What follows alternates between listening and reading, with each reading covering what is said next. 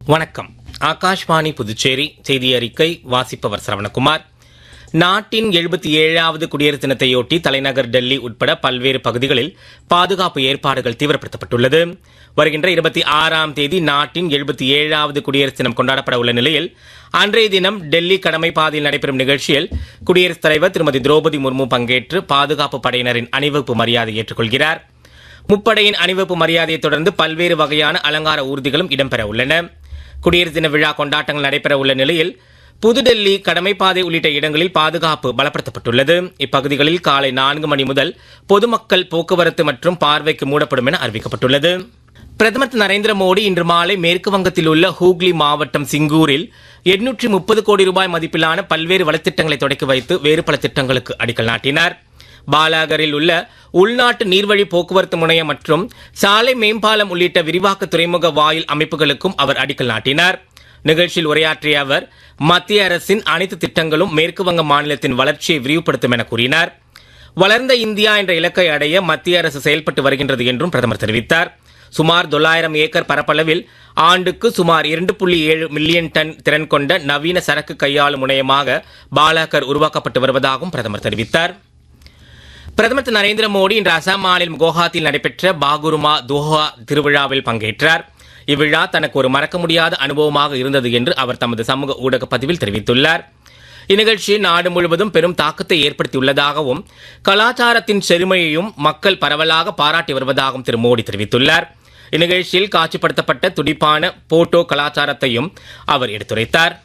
India Canada இடையே பொருளாதார உறவுகள் மேலும் வலுப்படும் என்று வர்த்தக பேச்சுவார்த்தை மேலும் வலுப்படும் என்றும் மத்திய வர்த்தகத்துறை அமைச்சர் திரு பியூஷ் கோயல் நம்பிக்கை தெரிவித்துள்ளார். கனடாவின் பிரிட்டிஷ் கொலம்பியா மாகாண முதல்வர் டேவிட் எபியுடன் தாம் நடத்திய பேச்சுவார்த்தை மற்றும் ஆலோசனைக்கு பின் திரு பியூஷ் கோயல் எக்ஸ் தளத்தில் பதிவிட்டுள்ள செய்தியில் இந்த சந்திப்பு இரு நாடுகளுக்கும் இடையேயான நல்லுறவுகளை வலுப்படுத்துவதுடன் புதிய வாய்ப்புகளை ஏற்படுத்துவதற்கான நீடித்த சந்திப்பாக அமையும் என தெரிவித்துள்ளார். அரிய வகை கனிமங்கள் உற்பத்தி, பசுமை எரிசக்தி, தொழில்நுட்பம், கல்வி, பாதுகாப்பு துறையில் இந்தியா கனடா இடையே முதலீட்டு ஒத்துழைப்பை வலுப்படுத்தும் என்றும் இதனை தாம் வலியுறுத்தியுள்ளதாகவும் திரு பியூஷ் கோயல் நம்பிக்கை தெரிவித்துள்ளார்.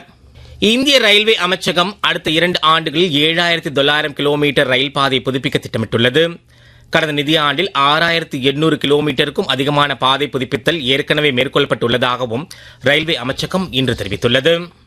புதுச்சேரியில் தை அமாவாசையை முன்னிட்டு புதுச்சேரி கடற்கரை பகுதி மற்றும் திருக்காஞ்சி ஆற்றில் ஏராளமான பக்தர்கள் தங்களது முன்னோர்களுக்கு தர்ப்பணம் கொடுத்தனர். இது மட்டுமல்லாமல் புதுச்சேரி நகரப்பகுதியில் உள்ள கோவில்களில் இருந்து உற்சவர் சிலை கடற்கரைக்கு ஊர்வலமாக எடுத்து வரப்பட்டு தீர்த்தவாரி நடைபெற்றது. இதில் ஏராளமான பக்தர்கள் கலந்து கொண்டு சாமி தரிசனம் செய்தனர். இதேபோல் ராமநாதபுரம் மாவட்டம் ராமேஸ்வரத்தில் தை அமாவாசையை முன்னிட்டு பல்லாயிரக்கணக்கான மக்கள் இன்று அக்னி தீர்த்தத்தில் நீராடி தங்களது முன்னோர்களுக்கு தர்ப்பணம் கொடுத்தனர். பிறகு ராமநாதர் சுவாமி கோவிலில் உள்ள 22 புண்ணிய தீர்த்தங்களில் நீராடி ராமநாதர் சுவாமி மற்றும் பர்வதவர்த்தினி அம்பாள் ஆகியோரை நீண்ட வரிசையில் காத்திருந்து மக்கள் வழிபட்டனர். பல்லாயிரக்கணக்கான மக்கள் ராமேஸ்வரத்திற்கு வருகை தந்ததை முன்னிட்டு ஏராளமான காவலர்கள் பாதுகாப்பு பணியில் ஈடுபட்டுள்ளனர். ஜிப்மர் மருத்துவமனையின் 14வது பட்டமளிப்பு விழா டாக்டர் ஏபிஜே அப்துல் கலாம் கலையரங்கில் வருகின்ற 20ஆம் தேதி காலை 10 மணிக்கு நடைபெற உள்ளது. இவ்விழாவில் சிறப்பு விருந்தினராக மத்திய சுகாதாரம், குடும்ப நலம் மற்றும் ரசாயனத்துறை இணையமைச்சர் திருமதி அனுப்பிரியா பட்டேல் கலந்து கொண்டு மாணவர்களுக்கு பட்டங்களை வழங்கி உரையாற்றுகிறார். இவ்விழாவில் புதுச்சேரி துணைநிலை ஆளுநர் திரு கைலாஷ்நாதன், முதலமைச்சர் திரு ரங்கசாமி, நாடாளுமன்ற உறுப்பினர்கள் மற்றும் சட்டமன்ற உறுப்பினர்கள் பங்கேற்க உள்ளனர்.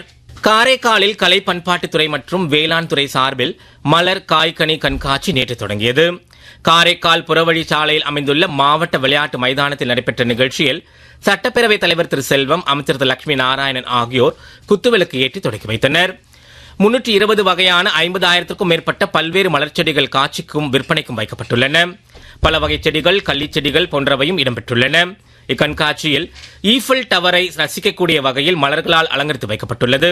குறிப்பாக பெண்கள், குழந்தைகள் மற்றும் சுற்றுலா பயணிகளை இந்த கண்காட்சி மிகவும் கவர்ந்துள்ளது. இதில் மராத்தான், படகு போட்டி, நாய்கள் கண்காட்சி, கைவினைப் பொருட்கள் கண்காட்சி உள்ளிட்ட பல்வேறு நிகழ்ச்சிகளும் நடைபெற்று வருகின்றன.